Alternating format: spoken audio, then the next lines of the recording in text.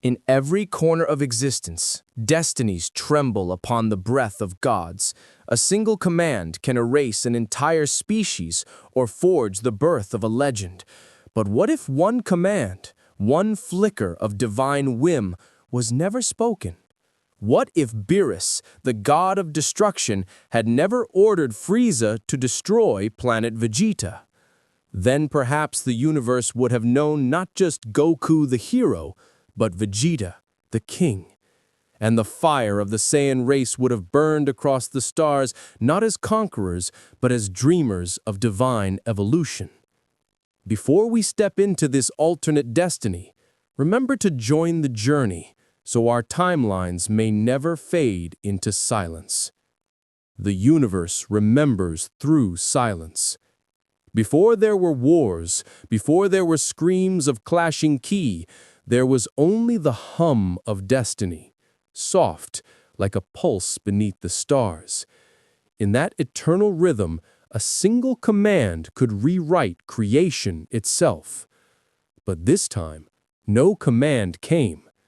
Planet Vegeta hung beneath twin suns, a jewel of blood and iron. The air shimmered with power, raw, unrefined, ancient. Every Saiyan born beneath that sky carried fire in their veins, a hunger ridden into their cells by evolution itself. They were a race of warriors, sculpted by conflict, crowned by pride. And yet on this day, a strange peace had settled upon them. The calm that follows an execution never performed. BEERUS, the god of destruction, slept. His dreams, once painted with the visions of annihilation, now drifted in uncertain color. FRIEZA had waited for the order, the flick of a god's claw that would justify his cruelty, but it never came. The silence from the divine reached him like a weight, and though FRIEZA's grin never faltered, a seed of hesitation rooted deep in his cunning heart. Perhaps, he mused to himself, his tail coiling lazily as he gazed at the distant red sphere on his star map. A dead Saiyan is less amusing than a desperate one. And so, the Empire waited. Down on the planet, King Vegeta sat upon a throne carved from the bones of extinct beasts, his face caught between defiance and doubt. For years he had played the obedient servant, bowing before the cold cruelty of FRIEZA's empire. But now something in the stars felt different. The command he had long feared never arrived. The gods were silent, and silence, to a Saiyan, was dangerous.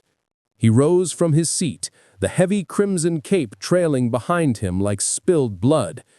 He said, "Summon Bardock and the elite squads. Something stirs beyond our world. I can feel it." Bardock arrived, his armor scuffed, eyes sharp with a veteran's intuition. He had seen too much, the slaughter of worlds, the rise of tyrants, and the quiet moments between battles when the universe seemed to whisper to him. "My king," Bardock said, kneeling, "FRIEZA's ships have halted. No movement for 6 cycles. It's unnatural." King Vegeta's gaze hardened. Unnatural or divine? The words lingered in the hall. For all their strength, Saiyans rarely spoke of gods. But lately, dreams had begun to haunt the warriors. Dreams of a purple-skinned being who commanded stars to die. Of a sleeping deity whose eyelids could snuff suns. Some dismissed it as myth. Others, like Bardock, felt a pull, a message wrapped in fire. That night, Bardock returned to his quarters. His mate, Jean, greeted him softly, concern shadowing her features. "You've been seeing those visions again, haven't you?" He hesitated. "Not visions, echoes. The universe is changing. I feel it, Jean. As if time itself is holding its breath." Jean placed a hand on his chest. "Then maybe we should too. Just breathe, Bardock. Just live." He smiled faintly. Saiyans don't live quietly. And somewhere in the cold reaches of space, a pod drifted silently, its course set not by orders, but by hope. Inside it, a small child slept, Kakarot, sent not in fear of destruction this time, but as a part of a quiet initiative, the expansion of Saiyan reach to distant worlds. King Vegeta had authorized it himself, a way to scatter the race, to ensure its survival beyond servitude. Unbeknownst to him, that single choice would echo louder than any god's decree.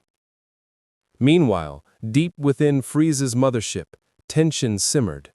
Zarbon entered the throne chamber, his polished boots clicking against the metal floor.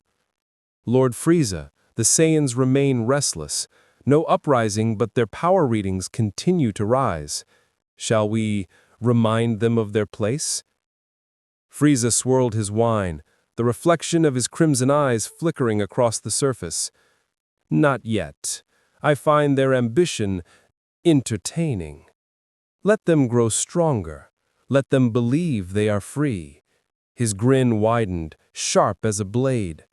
After all, a puppet dances best when it forgets its strings. But BEERUS's silence weighed on him. For all his arrogance, Frieza was no fool. He feared gods, especially one who could erase him with a yawn. If BEERUS had not ordered destruction, then perhaps the Saiyans were meant for something. And Frieza, curious creature that he was, decided to wait. Years passed. The Saiyan Empire stretched across more systems, their banners draped over conquered moons. King Vegeta's name became legend. His son, Prince Vegeta, trained under gravity that could crush lesser beings. The prince's pride grew sharper than his blade, his ambition larger than the stars he conquered. And yet, within him, there was always the whisper of something greater, an unseen destiny coiled within his heart. He would sometimes stand beneath the glass dome of the royal citadel, gazing up at the heavens. "Father, why do we serve Frieza?" he asked once, his young voice steady. King Vegeta's expression was unreadable. Because power without patience is suicide, and the gods are patient. But if they are patient, then one day they will sleep, and when they do, we will awaken. His father finished, eyes glinting with fire. That night, Bardock stood atop a cliff overlooking the Saiyan capital. His armor cracked, his scouter long broken. He stared into the endless dark. He didn't know why, but the stars seemed closer now, their light pressing against his skin. In that moment, the vision returned, clearer than ever. He saw Kakarot, older, radiant with golden light. He saw Frieza's laughter dissolve into terror. He saw universes burning, gods trembling, and a whisper that cut through it all. A mortal will rise to rival the divine. When he awoke, the words still echoed in his mind. Bardock clenched his fists. Then let it begin here. He sent his message to King Vegeta, not as a soldier, but as a prophet. The gods have delayed destruction, but not fate. We must rise before their gaze returns. King Vegeta read it in silence, his reflection caught in the message screen. For the first time, he felt both fear and faith. And somewhere, in the quiet dream of a sleeping god, BEERUS stirred. A faint smile crossed his face. So, they begin to move. The universe shifted. The thread of destiny, once bound by a god's whim, now began to unravel on its own. And for the first time in eons, the cosmos whispered, not of destruction, but of rebellion. The morning skies above planet Vegeta burned gold, not with fire, but with purpose. The capital trembled under the march of the elite corps. As word spread, Bardock had called for an uprising, not out of greed, but of prophecy. The The Saiyans were awakening, not as servants of FRIEZA, but as seekers of their own divine inheritance. King Vegeta stood upon the balcony of his citadel, watching the horizon. He felt the weight of the moment, the tremor of destiny shifting beneath his feet. For generations, the Saiyans had been called a warrior race, but that was never the full truth. They were more than muscle and rage. They were instinct incarnate, the flame that refused to die. And in that flame, he saw something new: awareness. "Majesty," Nappa said, stepping forward. "Bardock's forces are gathering in the Western Barrens. The people follow him. He speaks of gods, of rebellion, of freedom." King Vegeta's gaze didn't waver. "Freedom is a beautiful word, Nappa. It ignites the spirit and burns the foolish." "Then we crush him?" "No." The king's tone softened. "We listen." Nappa blinked in confusion. "Listen?" "Every Saiyan feels it," King Vegeta murmured, his eyes narrowing toward the twin suns. "Something stirs above us. BEERUS sleeps, but his silence is not mercy. It is curiosity. The gods are watching, Nappa, and when gods watch, mortals are tested." In the desolate plains beyond the city, Bardock stood atop a crag of black stone, his armor reflecting the suns. Around him, hundreds of warriors gathered, scarred, defiant, driven by the same pulse that beat through the planet's core. "We've been told we were born to serve," Bardock roared, his voice echoing across the canyon. "Born to conquer for another's throne. But I've seen it, I've felt it. The gods themselves fear what we could become." The crowd trembled. Sparks of ki flickered through the air like wildfire.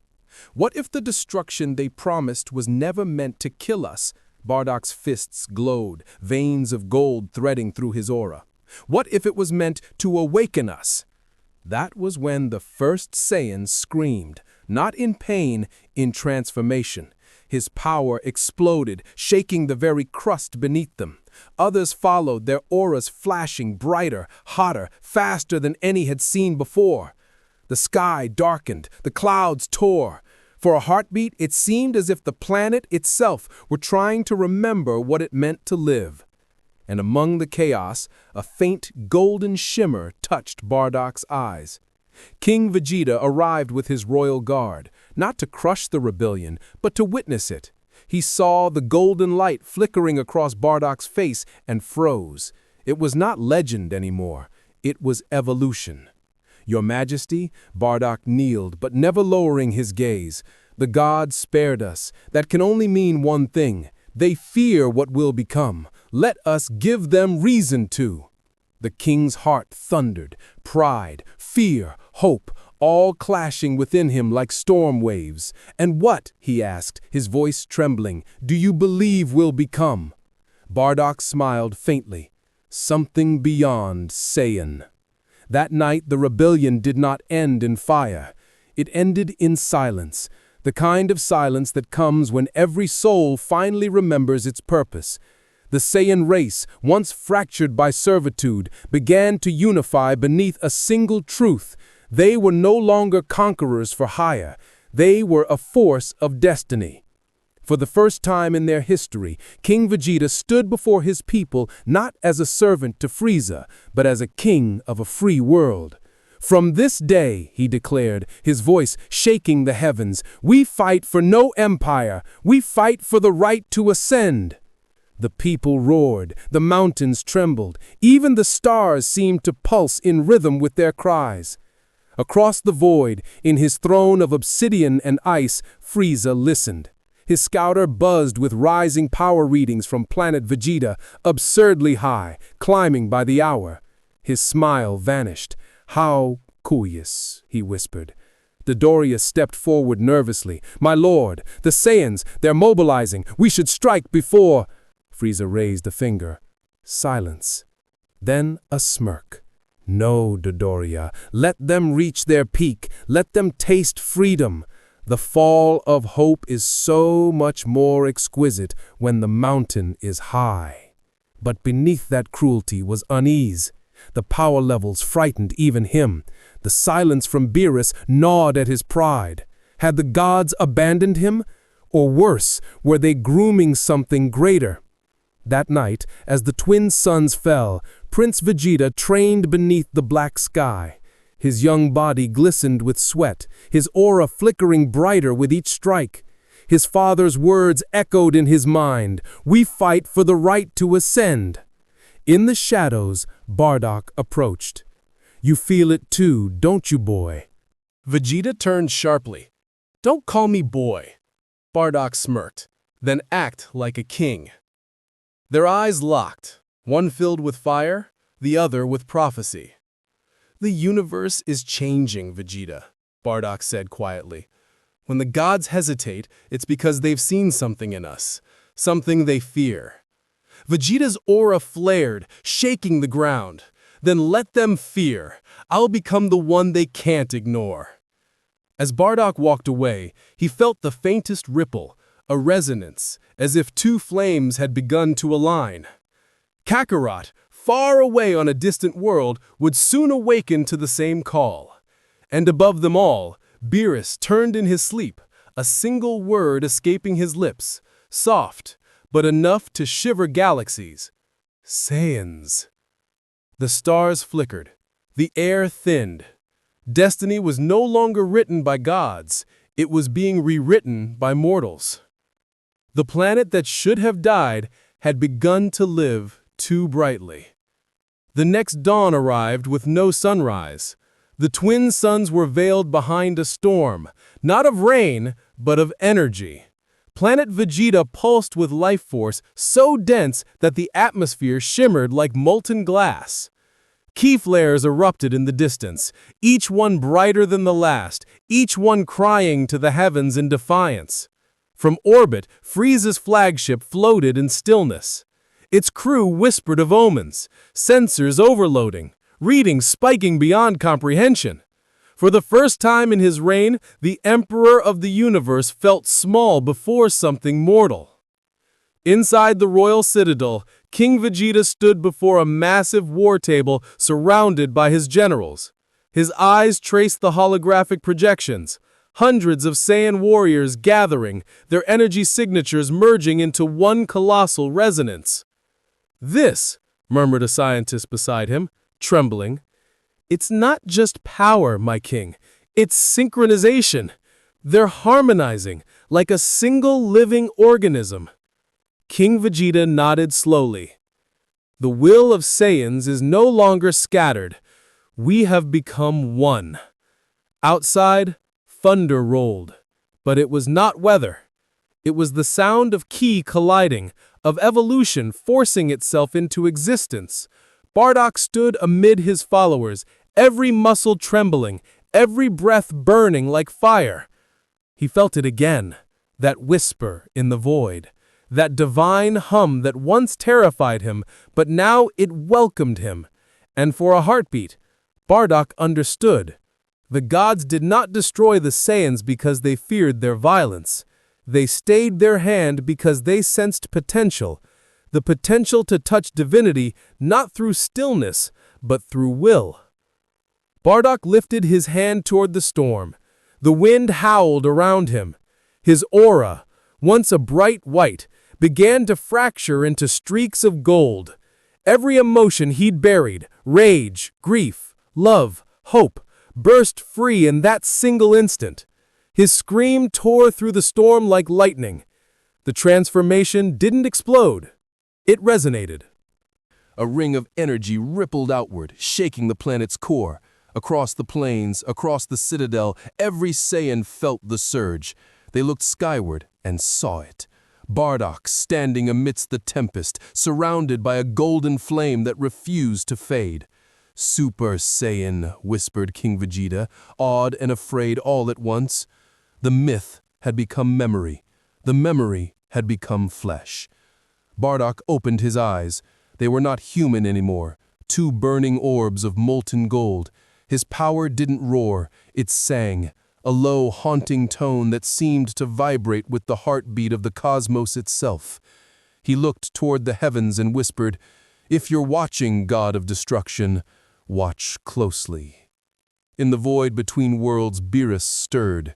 His eyelids flickered open for the first time in centuries. Whis, ever silent beside him, tilted his head. My, how interesting. You didn't give the command, and yet your will finds its echo.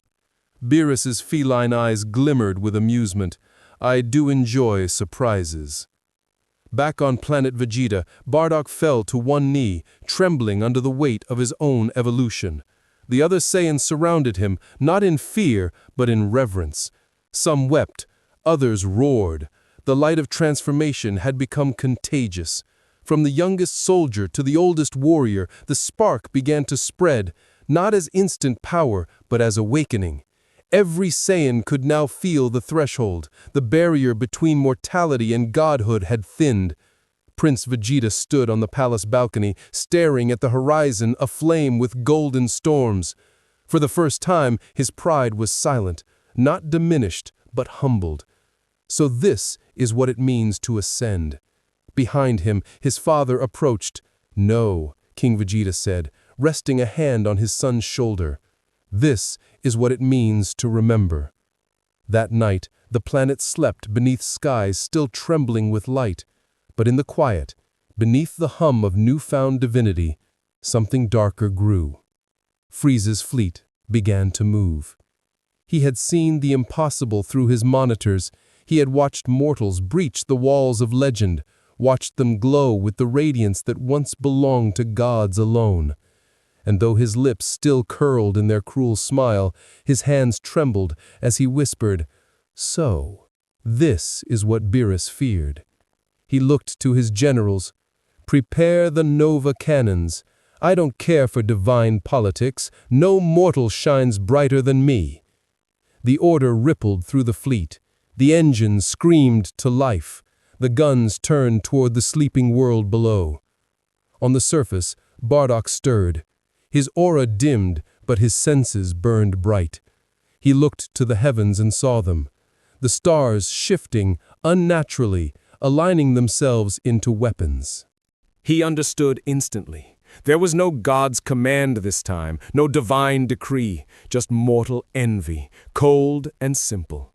He rose to his feet, golden energy flickering around his form. "So be it," he said softly. "If the gods won't destroy us, their children will try." The skies began to burn. King Vegeta gathered his son and his army, shouting orders that blurred between war and prayer. The Saiyans took to the air, hundreds of thousands of them, their ki blazing like meteors. Bardock soared above them all, his aura splitting the darkness. And as the first wave of FRIEZA's attack descended, the heavens themselves opened, 1,000 streaks of golden light meeting 1,000 beams of destruction. The universe paused to witness it, the clash of mortality and tyranny, of freedom and fear. In that instant, destiny broke. The planet that should have died refused to fall, and from its defiance, a new legend began to bloom, one that would echo across galaxies, through gods and angels, through time itself. The age of the Saiyans had truly begun. The light of war faded into dawn. Planet Vegeta still stood, its surface scarred but unbroken. The twin suns rose over plains of molten glass and smoking craters, their light catching the floating dust and turning it into gold. For the first time in living memory, the Saiyan race had repelled the wrath of FRIEZA himself. But victory, as every warrior knows, is never quiet. It echoes through time, whispering to those destined to carry its burden. Far from the crimson skies of planet Vegeta, a small blue world turned in silence. On it, a child had begun to walk, his hair wild and black, his eyes bright with unshaped curiosity. Kakarot, the child who, in another timeline, had been sent in desperation, now grew in peace under alien stars. He had never known destruction. He had never known exile. Only the call of his blood, a restlessness that hummed in his bones whenever he looked at the horizon.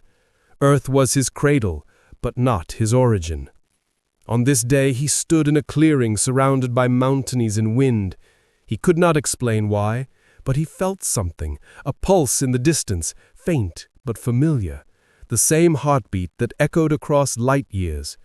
"Strange," he whispered, staring up at the sky. "Why do I feel like I'm not alone?" That same morning, beneath the red atmosphere of planet Vegeta, Prince Vegeta trained within the gravity chambers of the royal citadel. His aura blazed like wildfire, the air vibrating around him in rhythmic shockwaves. Since Bardock's transformation, the entire planet had changed. Ki control had evolved, training had become meditation, and battle had become something sacred.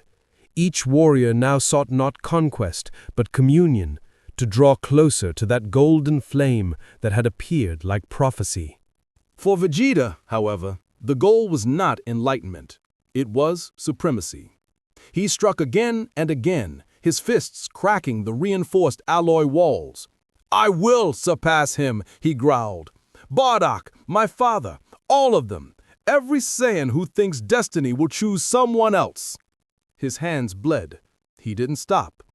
In the observation deck above, King Vegeta watched quietly, arms folded behind his back.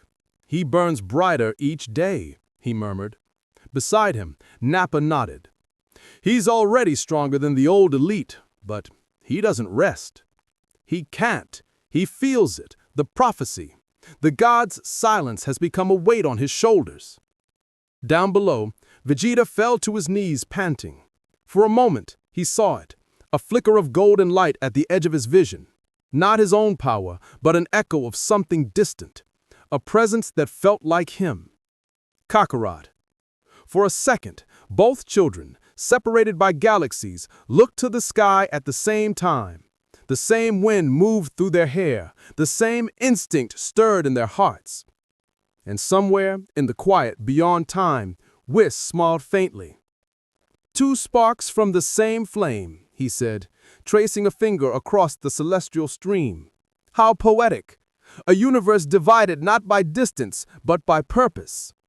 BEERUS, reclining lazily on his throne of obsidian stone, cracked open one golden eye. "You think one of them will become the Super Saiyan god you once mentioned?" Whis' smile lingered. "Not yet, but destiny is converging. And mortals, my lord, have a way of surprising even gods." Meanwhile, on Earth, Kakarot's life followed a gentler rhythm. Grandpa Gohan, a hermit in the mountains, had found the boy years ago and raised him as his own. But Kakarot was not an ordinary child. He grew stronger faster than logic allowed, his laughter shaking trees, his leaps breaking stone. Still, the boy's heart was pure. When he looked at the sky, he did not dream of war, only of freedom. He did not yet know that his soul was part of a story older than the stars themselves. One evening, as the wind rustled through the forest, Kakarot stood upon a cliff and watched the sunset. Something stirred within him, a pulse of power, faint like the beating of a second heart. His tail twitched. The horizon shimmered gold. He whispered to the wind, "Who am I?" And somewhere, light years away, Vegeta opened his eyes in the dark of his chamber and muttered the same words. The universe listened. Across worlds, two souls of the same flame began to dream the same dream of strength, of destiny, of something beyond flesh and fury. Back on planet Vegeta, Bardock had become a symbol. Though weakened by his transformation, his legend grew. Warriors sought his counsel, not his command. The old Saiyan clans had dissolved, replaced by something new, something unified. For the first time, the Saiyan people began to speak not of domination, but of ascension. King Vegeta approached him beneath the starlit cliffs one night. "You've changed this world, Bardock. You've changed us all." Bardock shook his head. "No, Your Majesty. I only lit the spark. What comes next?" He looked to the stars, where a faint blue planet shimmered in the distance. "That will depend on our sons." King Vegeta frowned. "Our sons?" Bardock smiled faintly. "Your boy trains for power.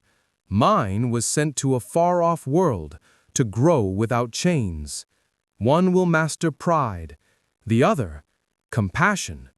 Together, they may awaken what none of us could. The king's gaze softened. You believe this? Bardock nodded. I've seen it. In the storm, in the silence of the gods.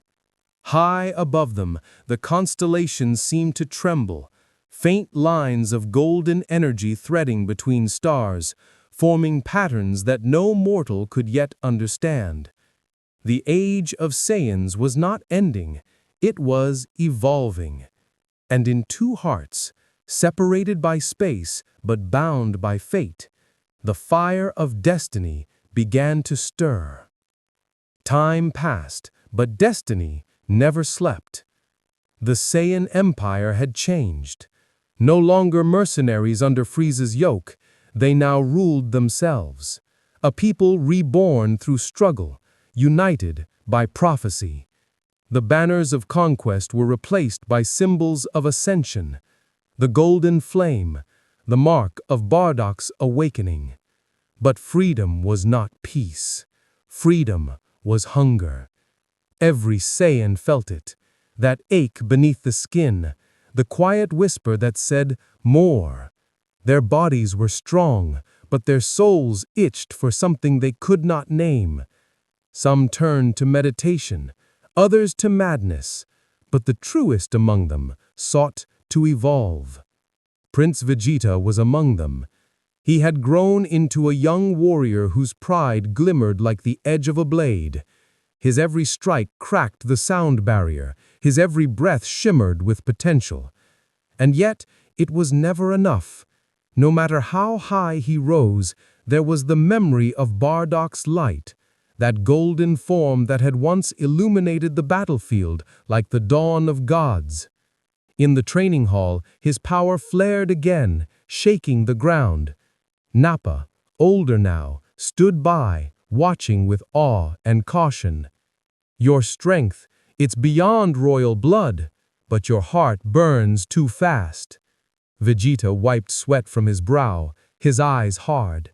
Then I'll let it burn. I won't wait for fate to choose me like it chose Bardock. I'll take the throne of the gods myself. He threw a punch so fast it tore the air, a shockwave that rattled the royal citadel's foundations. Up above, King Vegeta watched in silence, pride and fear warring behind his gaze. He remembered Bardock's words, "Our sons will decide what we could not." He began to believe it. Meanwhile, across the infinite canvas of space, Kakarot's days were shaped by peace and by dreams. On Earth, he was growing quickly, now nearing his teenage years. His body hardened by training, his spirit gentle but unshakable. Grandpa Gohan could no longer spar with him without being thrown across valleys in laughter. But the boy's power came with solitude. Sometimes, under the full moon, he would stand alone by the waterfall, the reflection of his tail shimmering beneath the water's surface. He would look at his hands, so strong, so alien, and wonder. One night, as he meditated on a cliffside, his body began to tremble. His heartbeat quickened, his aura flickered. For an instant, the air shimmered gold, faint, fleeting, but real. He gasped and fell to his knees. What was that? The earth around him stilled, as if the planet itself were listening. That faint flicker of golden ki traveled upward, past clouds, past the atmosphere, out into the void, a ripple across reality. And somewhere, on planet Vegeta, Prince Vegeta awoke suddenly in his sleep, drenched in sweat, his body trembling with recognition. He had felt it. His aura flared unconsciously, shattering the crystal windows around him. Who was that? He whispered into the dark. The next day, Bardock came to him. He looked older now, his hair streaked with gray, but his eyes still burned with the same cosmic fire. You felt it, didn't you? Bardock said quietly. Vegeta turned sharply. What did I feel? Bardock smiled, faintly. Your reflection, light years away. Vegeta frowned, his pride resisting comprehension. You mean another Saiyan? More than that, Bardock said. A thread of your soul, tied to a destiny larger than even God's. Vegeta scoffed. You speak in riddles, old man. Bardock chuckled. You'll understand when you face him. One day, the stars will bring you together, not as enemies, but as mirrors. That same night, Bardock went to the cliffside where he had once seen his first vision. He gazed upward, and there it was again, faint golden lines connecting worlds. Kakarot's light flickered across the void like a heartbeat. He closed his eyes. It begins. Back on Earth, Gohan watched the boy he had raised grow stronger each day. Kakarot's laughter could shake trees, his curiosity could split boulders, but there was a gentleness in him that no Saiyan soldier had ever carried, a mercy born from isolation. Sometimes he would rescue animals caught in traps or mend broken branches after training. Gohan saw in him a contradiction, the heart of a god in the body of a warrior. And though he did not understand why, he prayed the boy would never have to choose between them. But the universe had other plans. High above, in the divine realm, BEERUS opened both eyes for the first time in decades. The air around him rippled with destructive ki, purple lightning crawling across the stone. Whis, he murmured, stretching lazily. I had the strangest dream. Oh? Whis said, stirring his tea. I saw a mortal shining brighter than any god. Two flames, intertwined, both wearing the same shadow. Whis's eyes gleamed. And what will you do about it, my lord? BEERUS yawned, his expression unreadable. Watch. The celestial threads connecting Kakarot and Vegeta grew brighter that night. The gods turned their gaze toward the mortal plane once more, curiosity replacing apathy. In the stillness of their slumbering world, two Saiyans slept, one beneath the blue sky of Earth, one beneath the crimson moons of Vegeta, unaware that their destinies had already begun to intertwine. The sons of fate were awake. The universe had started to breathe differently. And in the silence between heartbeats, the prophecy began to whisper once more. The war between instinct and destiny began quietly, not with armies or explosions, but with whispers in the soul. On Earth, Kakarot's days unfolded like ripples on a still lake. The boy grew faster, stronger, yet always restless. Grandpa Gohan often caught him staring into the sky, his expression both curious and haunted. Still looking for something up there? Gohan asked one morning as they gathered firewood near the stream. Kakarot nodded absently. I don't know what it is, but sometimes I feel like someone's calling me. Not with words, just a feeling, like I'm supposed to remember something. The old man smiled softly. Then maybe you're remembering who you are. Kakarot tilted his head. Who I am? But no answer came, only the rustle of the wind, moving through the trees like an unseen presence.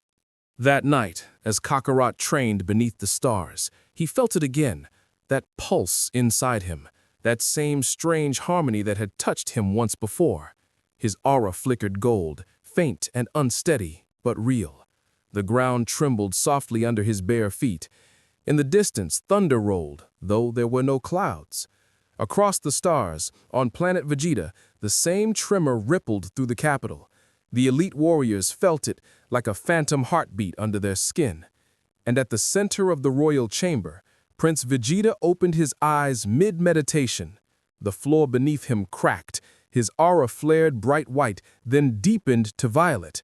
And for a moment, he saw it, a vision of a boy on a blue planet, hair like his own, eyes full of unshaped resolve. He stumbled to his feet, panting. The room hummed with residual energy. Who is he? He whispered. The echo answered only in silence, but in that silence, Vegeta felt the truth. The boy was his equal, perhaps his opposite. He walked toward the balcony, his cape billowing in the rising wind. Below him, the city lights shimmered like stars upon the soil. The Saiyan race had evolved, yet something was missing, a spark beyond power, something only a rival could awaken. Bardock found him there. His steps were slower now, but his presence still commanded respect. You felt it again, he said. Vegeta didn't look back. He's real, isn't he? Bardock nodded. He is, my son. The air froze, Vegeta turned sharply. Kakarot? Yes, Bardock said softly. The child I sent to a distant world before our rebellion. He was meant to survive the god's wrath, to grow beyond our chains. And now, he gazed upward, eyes shimmering with the reflection of twin suns. His power answers yours. Vegeta's expression hardened, though a storm churned behind his eyes. Then fate mocks me, the son of a low-class soldier, tied to the blood of kings? Bardock smiled faintly. Blood is only the vessel. Spirit decides its worth. Vegeta turned away, fists trembling. Then I'll show the universe what royal spirit truly means. When I meet him, I'll break that connection, or perfect it. Bardock's gaze lingered. Maybe that's what the universe wants. He left the prince alone on the balcony, standing between pride and prophecy. The night wind howled through the towers of the capital, carrying with it a sound that almost resembled a voice, faint, ancient, divine. Two paths, one light. Far away, on Earth, Kakarot slept uneasily.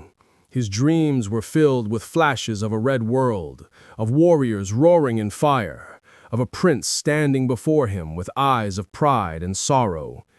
He reached out in the dream, his hand touching the edge of that vision, and suddenly both worlds trembled. In the celestial realm, Whis paused mid-step. "Ah," he said, smiling faintly, "the threads of fate just crossed." BEERUS's tail flicked lazily. "And?" Whis said, eyes glimmering with curiosity. "They've synchronized. It's begun." BEERUS tilted his head, intrigued. "So, the mortals move without permission again?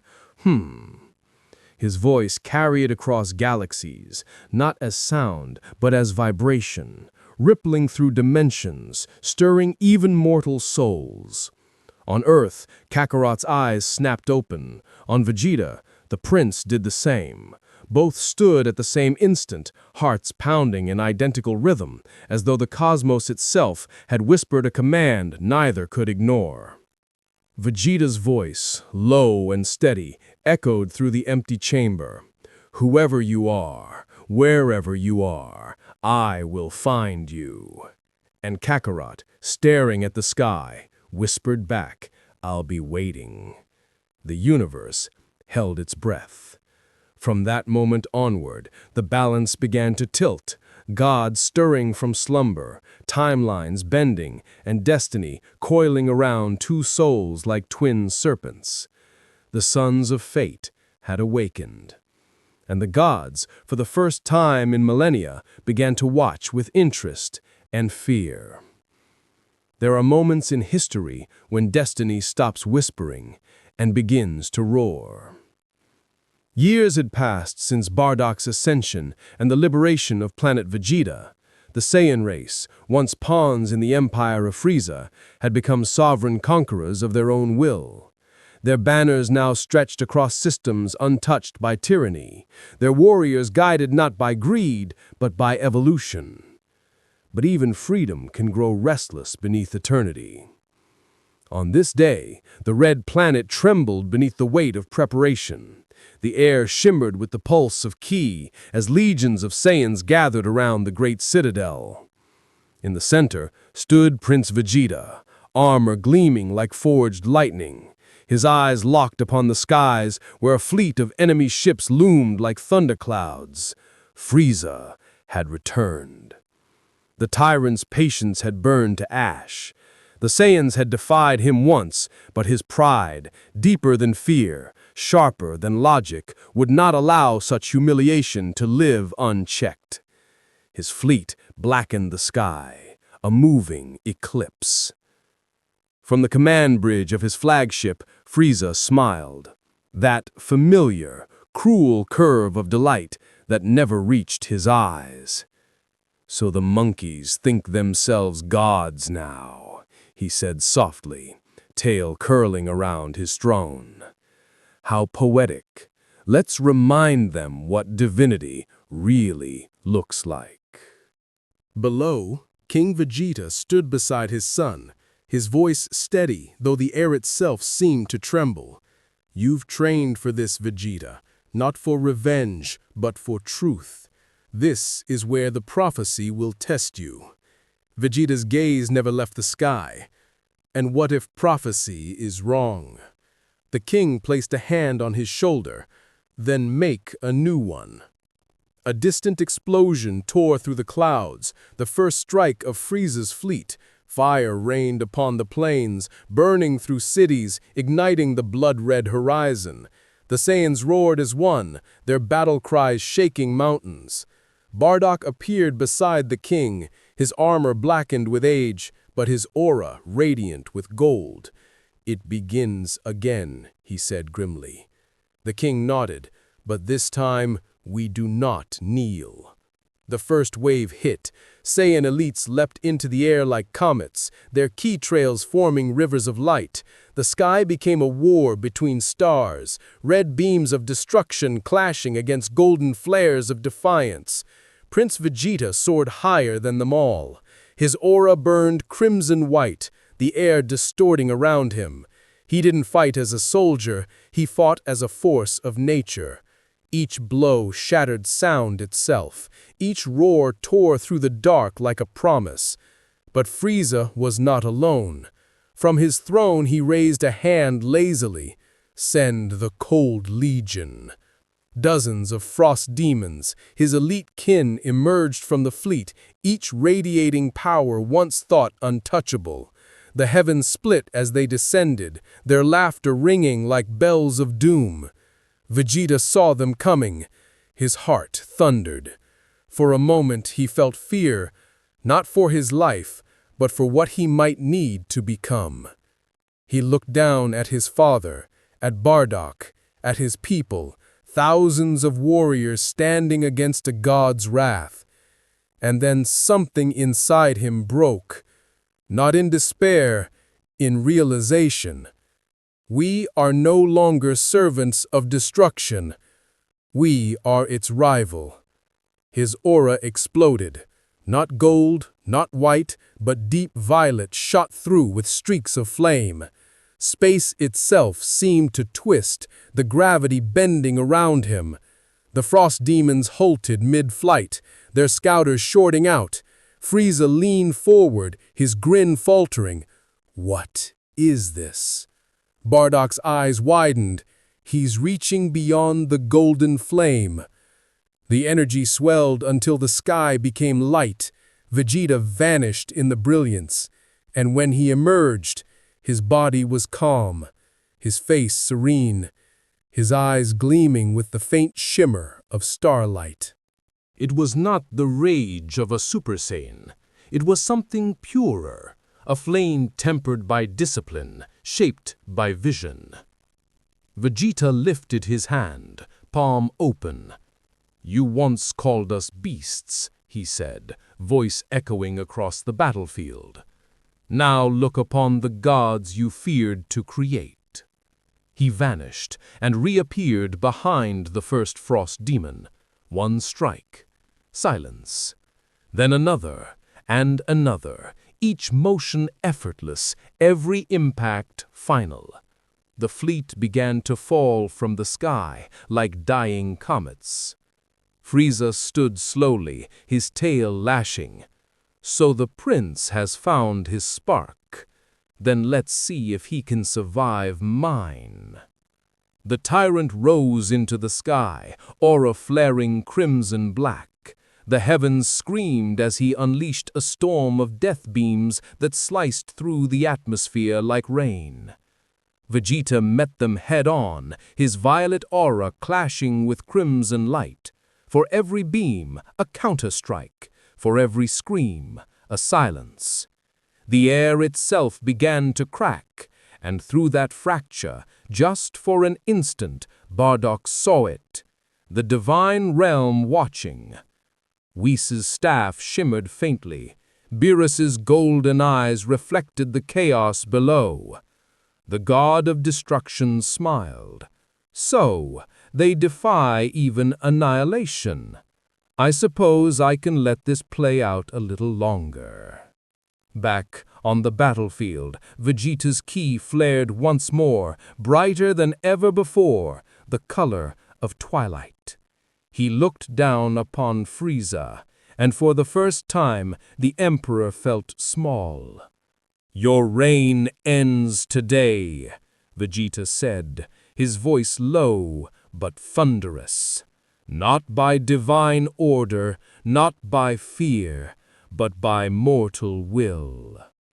Their energies collided, light and shadow spiraling into the upper atmosphere, shattering clouds, twisting sky.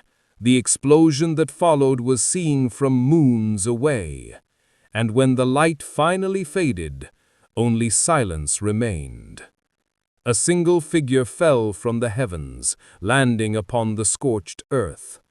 Vegeta knelt, his armor in tatters, smoke curling from his skin. FRIEZA was gone, obliterated not by vengeance, but by inevitability. Bardock approached slowly. "You did it," he whispered. Vegeta raised his head, eyes glowing faintly gold. "No," he said, "we did." The planet was quiet, wounded, but alive. Above, the stars shimmered brighter, as if bowing to the will of mortals who had refused to be forgotten. But far away, on a small blue planet, Kakarot awoke in the middle of the night, gasping. His heart raced, his body trembling with power he did not understand. He looked to the sky, and for the first time in his life whispered a name he had never heard before. Vegeta. And across the stars, the prince stirred, as if he too had heard it. The blood of rebellion had spilled across creation, and with it, the age of the gods began to waver. Silence. For the first time since the dawn of their kind, the Saiyans knew silence, not from defeat, but from the stillness that follows revelation. FRIEZA was gone. The sky that had once borne his fleet was empty, the stars unbroken, their light returning to the planet as if blessing the survivors. King Vegeta stood among the ruins of the citadel. His armor was shattered, his cape torn, but his gaze was steady. All around him warriors gathered, faces bruised yet burning with belief. The war was over. The gods had not intervened. The universe had not ended. The Saiyans had stood alone and prevailed. Bardock approached slowly through the smoke. His once golden aura had dimmed to embers, his body scarred from days of battle. He met the king's eyes. "It's done," Bardock said quietly. King Vegeta nodded. "No, it's begun." Above them, the twin suns parted the storm. The air shimmered with energy still lingering from the clash. Fragments of ki dancing like dust motes, each one humming with the same frequency. A resonance that no one could explain, only feel. The planet itself was changing. Its gravity deepened, its air thickened with energy. The Saiyan homeworld had become something new, a cradle of divine evolution. Prince Vegeta stood apart from the celebration, alone upon a cliff of obsidian rock, overlooking the horizon. His hair moved with the wind, his eyes fixed on the endless red plain that stretched beneath him. The echoes of his battle still throbbed in his bones. For a moment, he closed his eyes and remembered the voice that had whispered to him, the boy's voice, faint and distant, calling his name across time and space. Vegeta. He had heard it again in the heart of combat, just before his final strike against FRIEZA. It was not an illusion, it was connection. He whispered now into the wind, "Kakarot, who are you?" The name felt heavy, like a memory he hadn't earned. Behind him, Bardock appeared. The elder Saiyan's steps were slow but deliberate, his expression unreadable. "You felt him again?" Vegeta didn't turn. He called to me. Bardock nodded. "He's awakening. The fire you kindled here burns in him too." The prince frowned, his pride masking a flicker of awe. "He's my rival then." "No," Bardock said softly. "He's your reflection." Vegeta's eyes narrowed. "Reflection of what?" Bardock looked up at the sky, where the fading golden glow still lingered in the atmosphere. "Of what you might become, or what you might destroy." For a moment, neither spoke. The wind whispered through the ruins, carrying the ashes of war toward the stars. Then Bardock added, "You both share the same path, but only one of you will walk it to the end." Vegeta turned at last, his eyes fierce. "And if I'm the one who stands above?" Bardock smiled faintly. "Then may the gods tremble." That night, the celebration began. Fires blazing across the capital, roars echoing through the canyons. The Saiyans feasted, as warriors do, but beneath the laughter, there was unease. They had slain their greatest oppressor, and yet the horizon still felt incomplete. Somewhere beyond the veil of stars, something watched them. In the divine realm, Whis floated in silence, his staff projecting images of the mortal war. The reflection of Vegeta's ascension still shimmered faintly upon the surface. BEERUS, half reclined, flicked one claw lazily. "So the Prince of Monkeys killed FRIEZA." "Indeed," we said, with a faint smile, "without your instruction." BEERUS's expression darkened. "Mortals rewriting divine order. I should erase them for that alone." "But," Whis interjected softly, his tone playful, "you haven't yet?" BEERUS's ears twitched. "Because I'm curious." "Ah, curiosity, the seed of mercy." BEERUS scoffed, turning his gaze toward the stars. "Call it what you want. If these mortals wish to play gods, let's see how far they can go before the heavens break."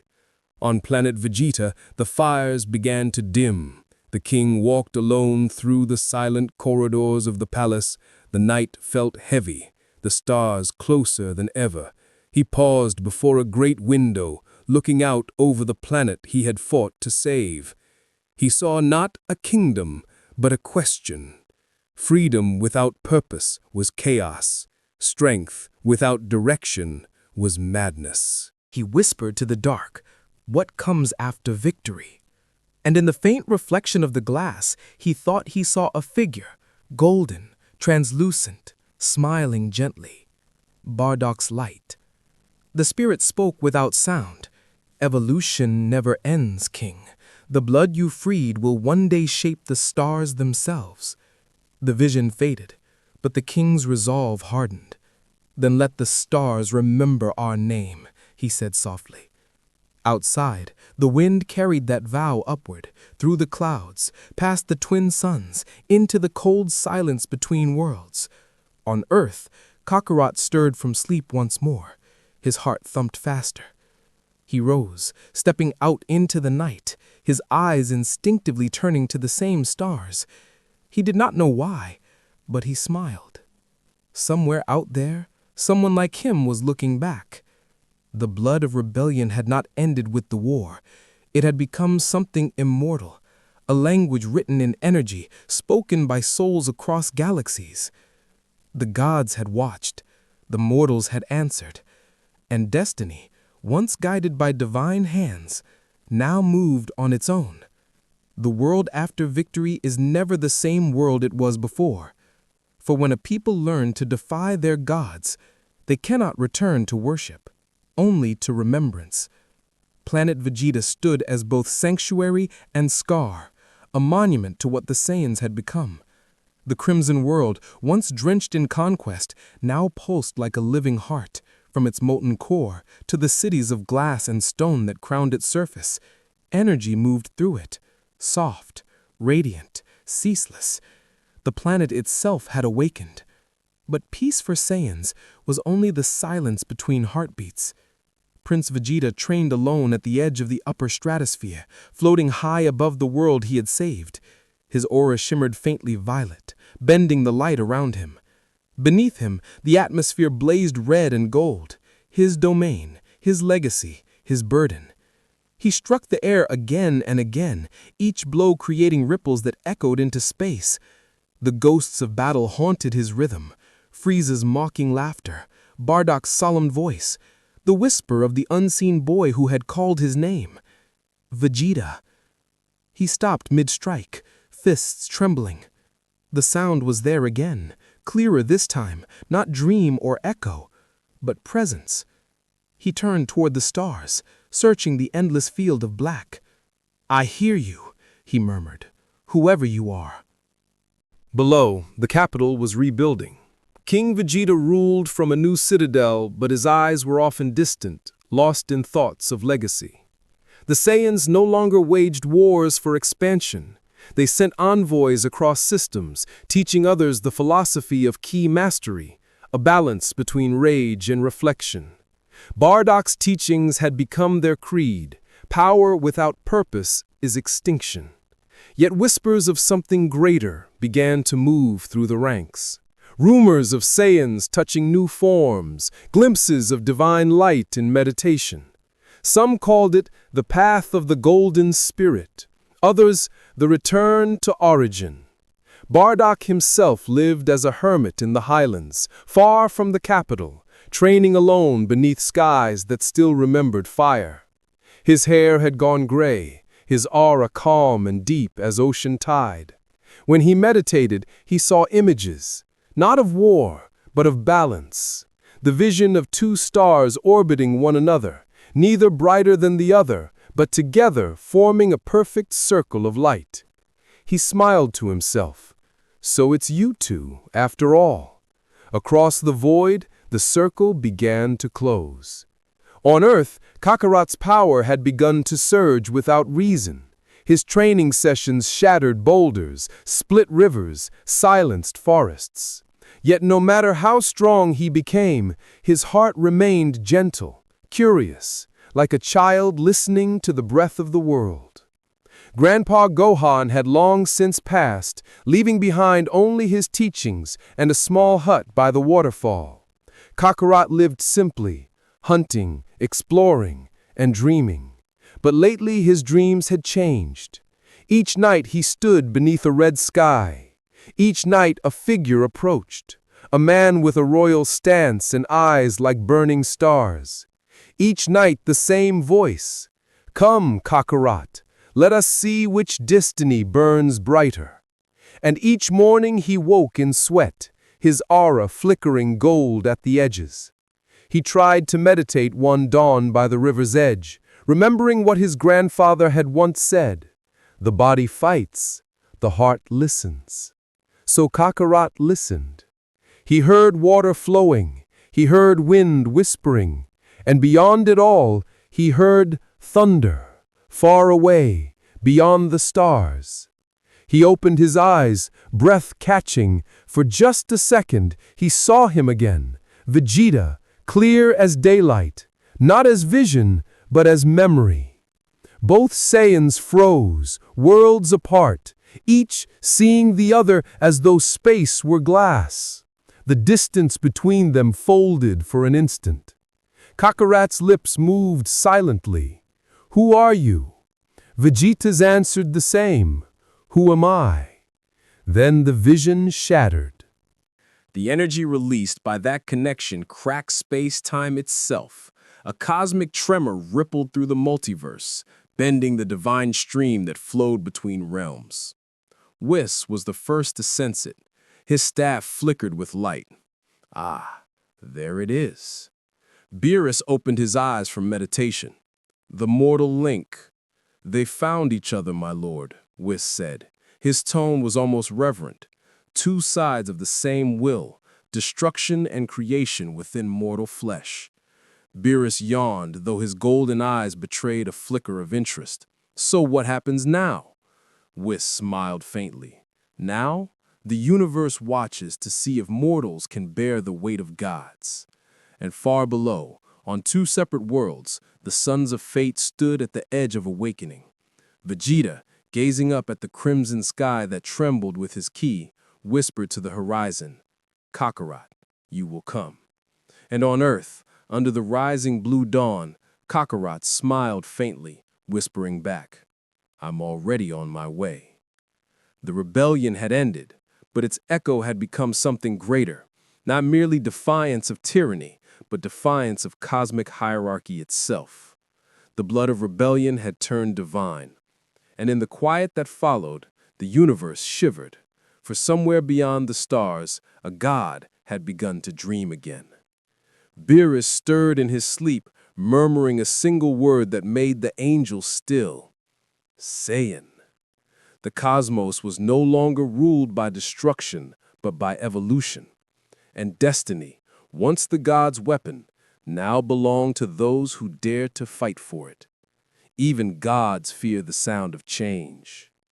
For countless eons, BEERUS, the god of destruction, had reigned in silence. His will had balanced creation, an endless cycle of erasure and renewal, a rhythm older than galaxies. But lately, that rhythm faltered. When he slept, he dreamed of mortals. When he woke, he heard whispers of their names. Vegeta, Kakarot, two flames in the dark, dancing where no mortal fire should burn. In his temple beyond time, BEERUS opened his golden eyes. The chamber trembled, galaxies bending subtly in response to his awakening. He sat upright upon the obsidian dais, tail curling lazily, expression unreadable. Whis stood before him, serene as ever, his staff glowing faintly with the blue-white reflection of mortal ki. Within it shimmered visions, the red skies of planet Vegeta, the blue horizons of Earth, two Saiyans training, growing, dreaming. They move without divine instruction, BEERUS murmured. Their power grows not from destruction nor creation, but something in between. Whis smiled faintly. Perhaps evolution itself, my lord. BEERUS leaned forward, eyes narrowing. You sound as though you admire them. I observe, not admire, Whis replied lightly, though a flicker of curiosity danced in his tone. Still, there is artistry in their defiance. These Saiyans do not pray, they listen. The god's claws tapped against the armrest of his throne. Mortals who listen eventually begin to speak. Mortals who speak begin to challenge. And when they challenge, his aura flared briefly, purple light scorching the floor. Then they must be reminded who writes their story. Whis tilted his head. And yet, you hesitate. The words lingered. BEERUS's eyes flicked upward, not at Whis, but at something far beyond the ceiling, beyond the realm itself. For in that moment, even he could feel it, the pulse of two mortal souls resonating through the multiverse like twin heartbeats. It was not rebellion, it was balance, and it unsettled him. Summon the records, BEERUS commanded softly.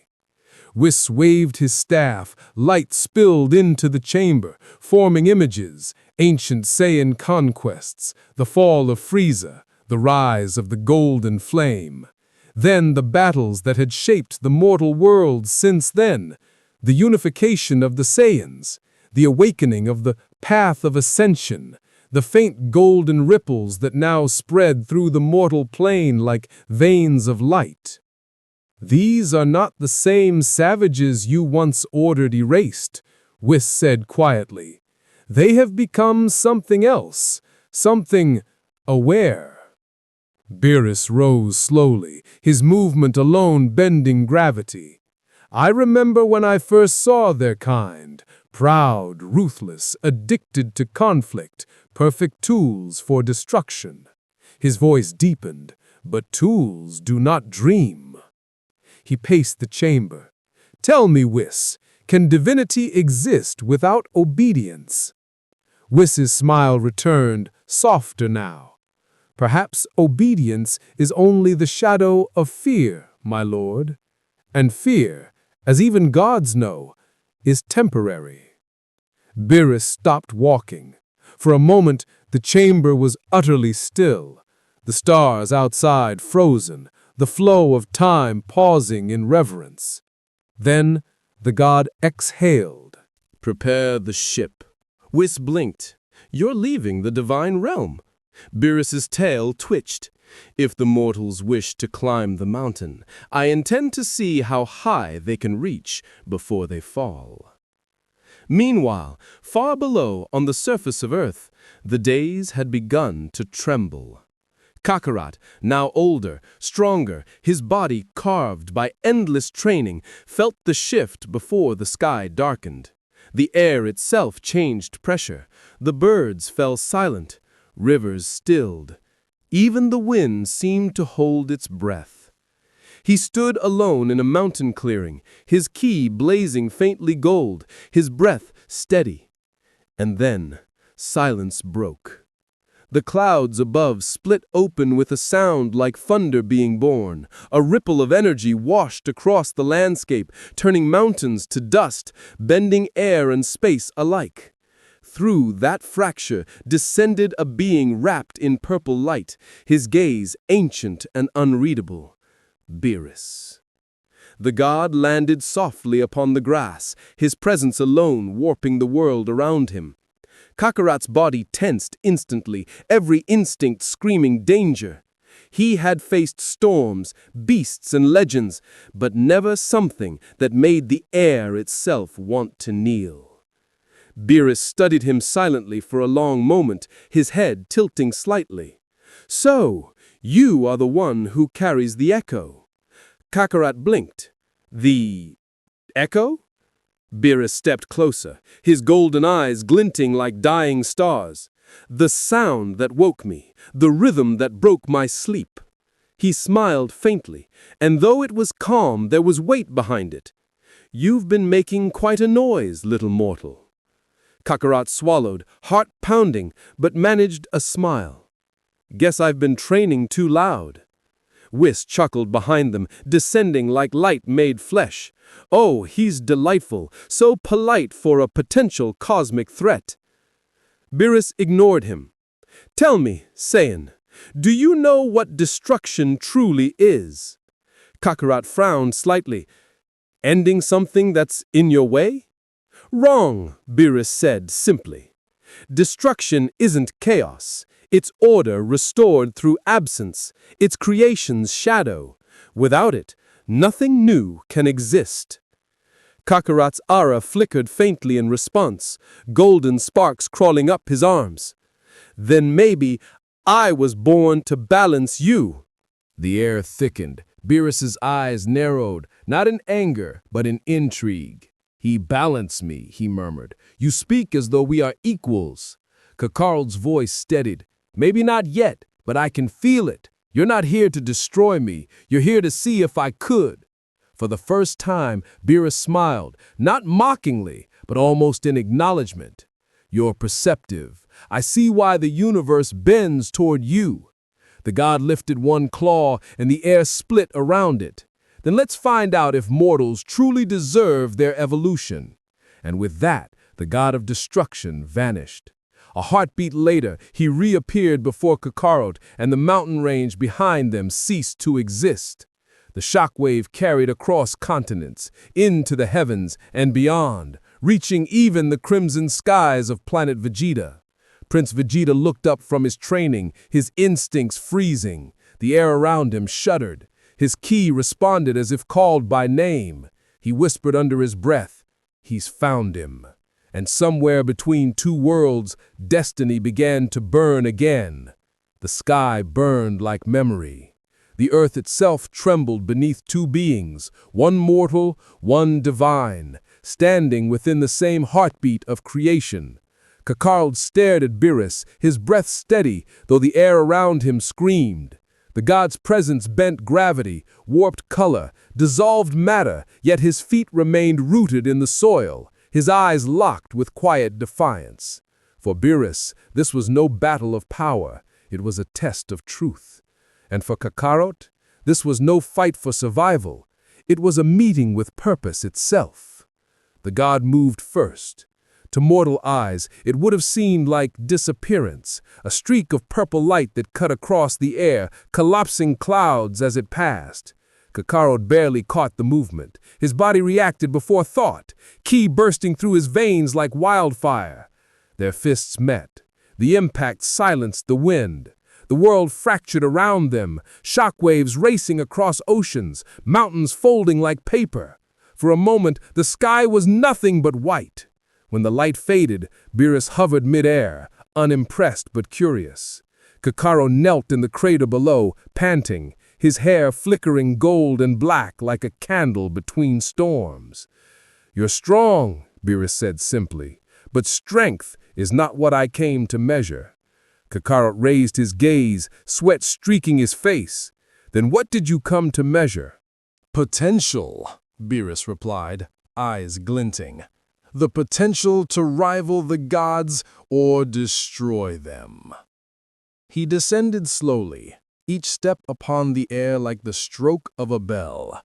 "You mortals burn brightly, but do you understand what comes after the flame?" Kakarot stood, his aura rising with him, swirling golden light around his frame. "I don't need to understand. I just need to keep burning." BEERUS paused. Then, unexpectedly, he laughed. A low, resonant sound that made the horizon shake. "How Saiyan of you!" With a flick of his claw, he sent a pulse of purple ki rippling outward. Kakarot countered with instinct, thrusting his palms forward, unleashing a torrent of golden energy that split the air in two. The two forces collided, their power forming a sphere that rose slowly into the upper atmosphere before detonating in silence. A bloom of light large enough to be seen from orbit. In the heavens, Whis watched with tranquil amusement. "So fascinating," he mused. "The mortal's ki is learning as it fights. It's adapting." BEERUS's voice carried across the chaos. "You learn quickly, mortal. But tell me, what do you fight for?" Kakarot clenched his fists, dolder light growing brighter with every word. "I don't fight for anything. I fight because it's who I am, because every time I reach a wall, something inside me says, 'Go further.'" The gods studied him in silence. There was something pure in that answer. Foolish, perhaps, but untainted by ambition or vanity. The very essence of Saiyan will. And for the first time, BEERUS felt the faintest flicker of envy. The fight continued, not as war, but as dialogue. Each strike was a question, each parry an answer. BEERUS unleashed destruction spheres that erased entire valleys. Kakarot countered by expanding his aura to absorb the blast, the edges of his form dissolving into light. He no longer fought to win. He fought to understand. The god's eyes narrowed. "You're not resisting. You're listening." Kakarot smiled faintly. "You said destruction was order. Maybe I'm just learning your language." That made BEERUS stop. His hand hovered mid-motion, ki pulsing at his fingertips. For the briefest moment, the god hesitated, truly hesitated, as if realizing that the mortal before him was no longer merely reacting to his power, but mirroring it. Whis watched, eyes glimmering. "He's reaching the threshold, my lord, the space between instinct and divinity." BEERUS exhaled, lowering his hand. "Enough." The air stilled instantly. Mountains stopped trembling, clouds drifted once more, the earth exhaled. Kakarot blinked, chest heaving.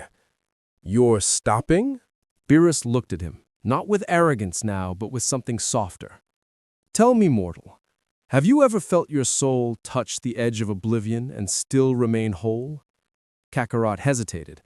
I think I did, just now. The god nodded slowly. Then you've glimpsed it. The place where even gods go blind. He turned away, his tail swaying idly. You're not ready yet, but you will be. And when that day comes, the universe will either ascend or end. Kakarot stood in silence, his aura fading, the last golden sparks dying into the air. Wait, he said suddenly. Why didn't you kill us when you had the chance? Back then, when FRIEZA served you. BEERUS paused. The wind tugged at his robes. Because I saw something, he said at last. In the moment before I spoke the command, a vision of two mortals standing at the edge of eternity, unafraid. I wanted to see if it was true. He glanced over his shoulder, eyes gleaming. Now I know.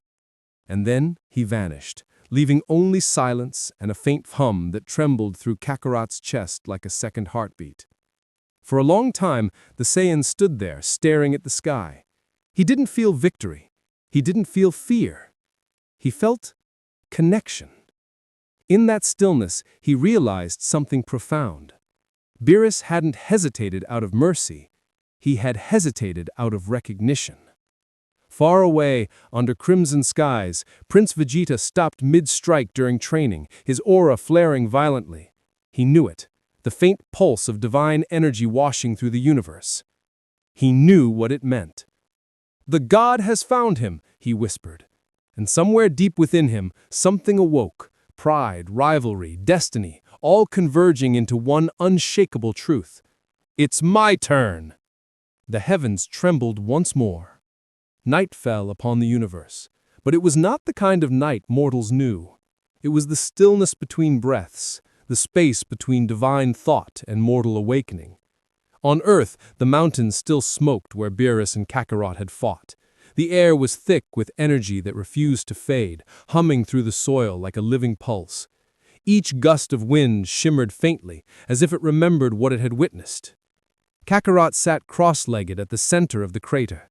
His hair had fallen back to black, his body bruised, but calm. His eyes, however, had changed. There was light behind them now, quiet, but infinite. He could still feel it, the resonance of the god's power inside his veins, like the afterimage of lightning beneath the skin. And beneath that, something else. Something older. Not rage, not ambition. Clarity. He thought back to BEERUS's final words, "You've glimpsed the place where even gods go blind." What did that mean? Was there a space beyond destruction and creation, a realm where being itself dissolved yet remained aware? His hand trembled as he held it out before him. Golden energy flickered to life in his palm, but it wasn't violent this time. It moved like a heartbeat, alive, patient. The air shimmered, and for a brief instant, the flame turned silver. It vanished just as quickly, but Kakarot exhaled softly. So that's what he meant. He didn't have a name for it. He only knew it felt complete. In the void between worlds, BEERUS and Whis traveled in silence aboard their vessel, a comet of divine energy gliding through cosmic rivers. The god sat in quiet contemplation, eyes closed, hands clasped loosely before him. Whis smiled faintly. "You're thinking, my lord." BEERUS's ear twitched. "Unusual, isn't it?" "I didn't say that, merely rare." The god opened his eyes, their golden light dimmer than usual. "He didn't fight me out of pride, Whis. He fought me out of wonder." Whis nodded. "A dangerous thing, wonder. It tends to make mortals reach higher than their allotted ceiling." BEERUS leaned back in his throne, gazed distant. "When I looked into his eyes, I saw no defiance, no fear, only hunger, not for power, but for understanding." "And it unsettled you," Whis teased gently. BEERUS didn't deny it. "Maybe. Because if mortals can reach beyond destruction without divine permission, Then what purpose do Wu serve? Whis' smile softened. Perhaps your purpose was never to stop them. Perhaps it was to witness them. The god of destruction turned his head slightly, his expression unreadable. Witnessing is the duty of angels, not gods. But gods evolve too, Whis replied, eyes glimmering. Even hesitation, my lord, is a kind of creation. BEERUS didn't answer. He gazed into the stars, his reflection staring back from the void, and for the first time, he looked uncertain. The silence that followed was not peace, it was realization.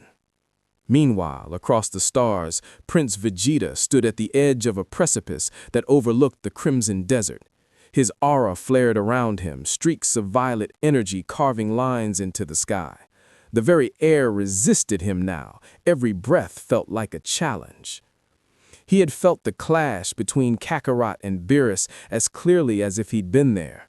The god's power had brushed across his consciousness like the edge of a blade. But what truly unsettled him was Kakarot's presence. That mortal energy, his equal, his reflection, had resonated with divinity. Vegeta's jaw tightened. He's ahead of me. Bardock's voice came from behind him, calm and aged like wind through stone. For now. Vegeta didn't turn. You knew this would happen. I hoped. 2 paths, same origin. One must walk through destruction, the other through balance. The gods only understand one of those paths. Vegeta lowered his head, shadows crossing his eyes. Then I'll walk through both. Bardock smiled faintly. Be careful what you promise the universe, boy. It listens. I want it to. Vegeta's voice low but sharp. Let it hear me. His aura flared violently, shaking the plateau beneath him. The air turned molten, the ground splitting into glowing fissures. Above, the crimson sky pulsed as if echoing his resolve. If Kakarot has touched the divine, then I will surpass it. I will make the gods remember what fear feels like.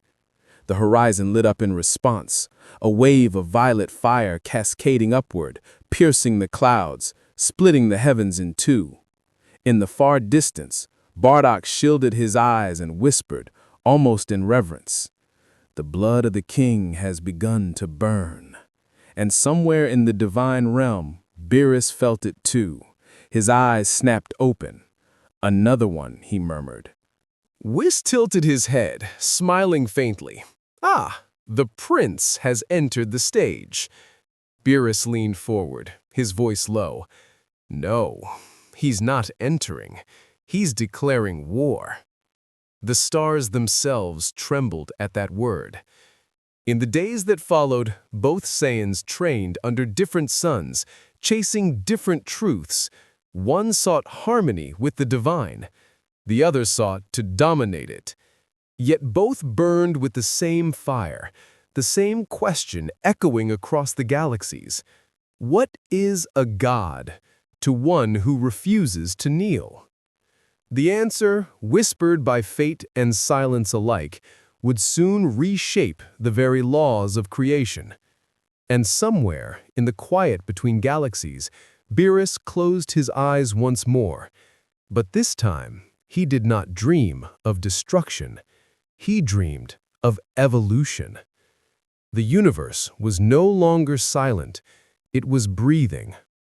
From the edges of galaxies to the hearts of dying stars, something unseen began to stir, an ancient pulse rising again through the fabric of existence. It was as though creation itself had remembered a song it once knew, one written not by gods, but by mortals who dared to dream beyond their limits.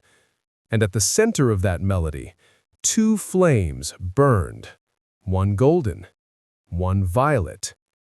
Earth and Vegeta, twin worlds now bound by destiny. Kakarot stood atop a mountain under the endless blue sky, the morning light glinting off the rivers below.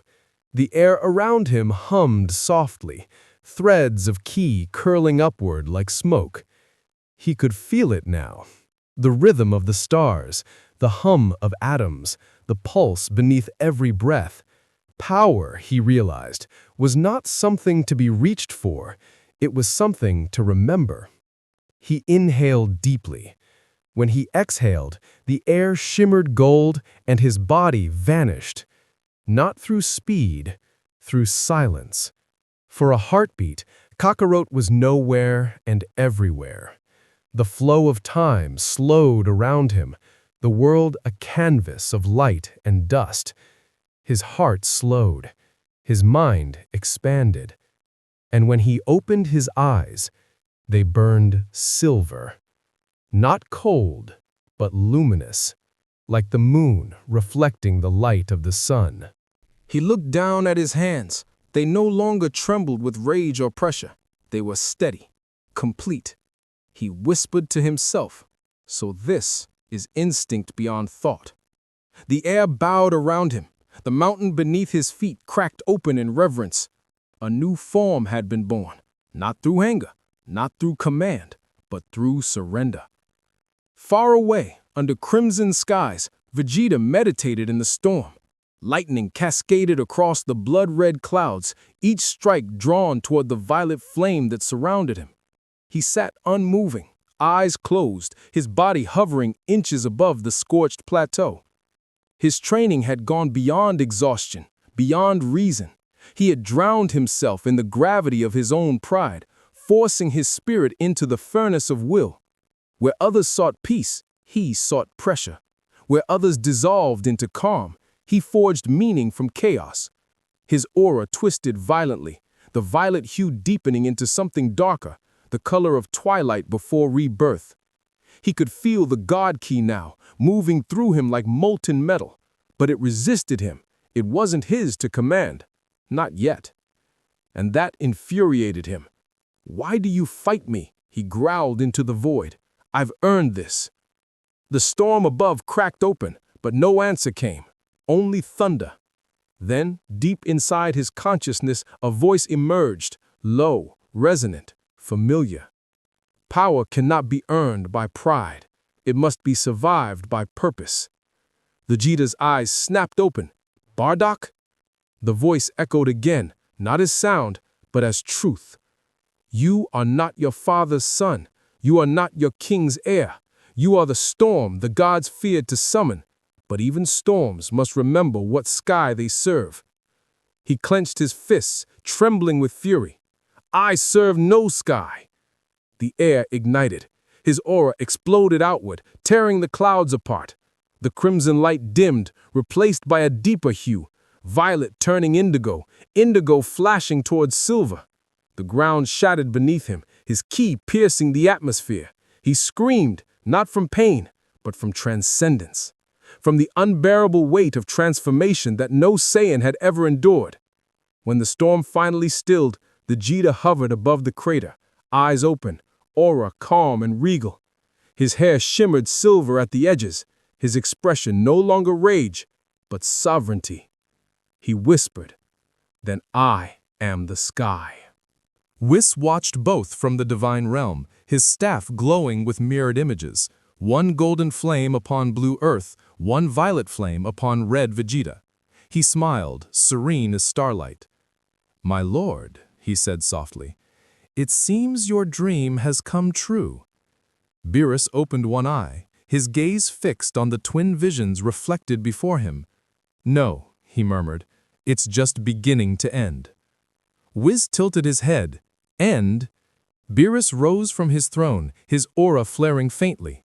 When two mortals reach beyond the realm of gods, something must give way, either the divine order or the universe itself. Whis' smile didn't fade. "And which do you think will break first?" BEERUS looked away. "That's what I intend to find out." The next dawn arrived differently on both worlds. On Earth, the sunlight glimmered brighter, reflecting gold across oceans. On Vegeta, the twin suns rose blood-red, haloed in violet haze. And from both horizons, two figures stood at the edge of destiny, gazing not at their planets, but through them, toward the invisible thread binding their souls. Kakarot, Vegeta. Two warriors, two paths, one inevitable convergence. Neither knew how nor when, only that the pull between them had reached its peak. Each raised a hand toward the sky, as if the act alone could collapse the distance. And for one fleeting instant, it did. The universe blinked, and both Saiyans vanished from their worlds, leaving behind only silence and two burning trails across the stars. Whis straightened, eyes narrowing. They've crossed the threshold. BEERUS's tail flicked once. So, they finally found each other. The god of destruction stood, watching as the light of two suns merged into one blinding pulse across the void. "The dawn has come," he whispered. And the universe began to tremble in anticipation. Space itself quivered. Across the fabric of creation, the light of two mortals streaked through the void, one golden, one violet, their key waves bending galaxies like silk in a storm. Worlds fell silent as their passing stirred the deep. Even the Kaioshin, keepers of life, looked upward and trembled, for they had never seen light burn with such intent. And then, in a region between realms, a place without gravity, without sound, where time folded upon itself, the two lights converged. They stopped. Two figures emerged from the brilliance. Kakarot, radiant, calm, eyes shimmering silver white, his aura soft yet infinite. Vegeta, regal, unyielding, surrounded by violet flames edged in silver, his expression carved from resolution. They stood facing each other, surrounded by nothingness, a mirror of eternity itself. Neither spoke at first. The silence between them was not emptiness. It was acknowledgement. The stars themselves waited. Then Vegeta exhaled slowly. "So, it's you." Kakarot smiled faintly. "I guess it always was." They circled one another, their ki fields brushing, like against twilight, creation against command. Each pulse of energy made the void shudder, birthing new sparks of starlight that drifted outward into eternity. Vegeta's voice broke the stillness. "You've met him, haven't you? The god?" Kakarot nodded. "BEERUS. He tested me." And Kakarot looked at his hand, remembering the echo of destruction he had touched. "He said I'd found the place where gods go blind." Vegeta smirked faintly. "Then I'll be the one to open their eyes." Their auras flared in unison, light and shadow, intertwining. No hatred, no rivalry born of vengeance, only recognition that each existed because the other had to. Kakarot's tone softened. "Do you ever wonder why we're still here, Vegeta? Why BEERUS didn't destroy us when he could?" Vegeta's gaze hardened. "Because he feared us before we existed." The words carried weight, truth forged in instinct. The void pulsed, resonating with their energy. Their key signatures harmonized, though each carried its own rhythm. Kakarot's like flowing water, Vegeta's like molten iron. Together, they formed a balance, chaos and discipline, surrender and sovereignty. The universe had seen gods of destruction, gods of creation, even gods of time, but never gods of will. Vegeta extended a hand. "You've grown soft, Kakarot. That calm look doesn't suit you." Kakarot chuckled. "And you've grown proud. That fire will burn you from the inside if you don't let it breathe." Vegeta's aura crackled. "Then breathe it with me." Kakarot's eyes narrowed, not in challenge, but in understanding. "So that's how it has to be." They stepped forward together, fists tightening. The void tensed like a living thing preparing to scream. Their energies met first, golden and violet, colliding in a spiral that bent light itself. Then, in a flash brighter than birth, they vanished. What followed was not battle, but symphony. They moved faster than thought, each strike a verse, each counter a harmony. When their fists met, time staggered. When their eyes locked, stars ignited. Neither sought victory, both sought clarity. The space between them became a reflection, each learning through the other what even BEERUS could not teach. Vegeta's mind burned with focus. To ascend, one must define himself beyond all measure. Kakarot's heart pulsed with peace. To ascend, one must dissolve the need to define. Every blow drew them closer to something neither could name. In the divine realm, Whis watched the spectacle unfold through his staff, galaxies spinning in their wake. "They're merging frequencies," he whispered, almost to himself. BEERUS's voice was low, unreadable. "What happens when two wills reach perfect equilibrium?" Whis smiled faintly. "Either they destroy each other, or they become something entirely new." Back in the void, their movements began to slow. Both warriors hovered, in silence, their auras flickering, exhaustion not of body, but of meaning. Vegeta's breathing steadied. "So this is it. This is the summit." Kakarot nodded softly. "Not the end, just the edge." They floated there, surrounded by the starlit fragments of their own power, watching how the energy drifted between them, intertwining like rivers joining the same sea. And then it happened. Their ki no longer clashed. It merged. Golden light met violet flame, forming a single hue, radiant white, threaded with silver, pulsing with both fury and calm. The void shook, not in violence, but in birth. Whis gasped, his voice a whisper. "Impossible." BEERUS stood, eyes wide, a hint of something rare in his tone, reverence. "They've done it." Kakarot and Vegeta's forms blurred, their edges dissolving into that luminous unity. Two voices spoke as one. "We are the will that survives gods." The light expanded, flooding the void, washing across galaxies like dawn spilling over infinity. On Earth, the oceans shimmered gold. On Vegeta, the crimson skies turned to violet dawn. Across worlds, mortals lifted their eyes and felt peace they couldn't name. And in the divine realm, BEERUS bowed his head slightly, not in defeat, but in respect.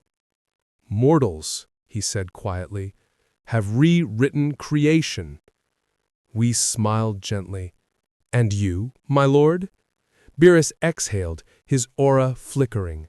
"I have remembered humility." The light in the void began to fade. When it cleared, two figures stood once more, separate but changed. Their power was quiet now, contained, refined. Vegeta broke the silence first. "So, what now?" Kakarot smiled faintly. "Now, we live, until the universe calls again." Vegeta smirked. "Don't get lazy, Kakarot. The next time we meet, I'll be the one waiting for you." Kakarot laughed, the sound echoing across eternity.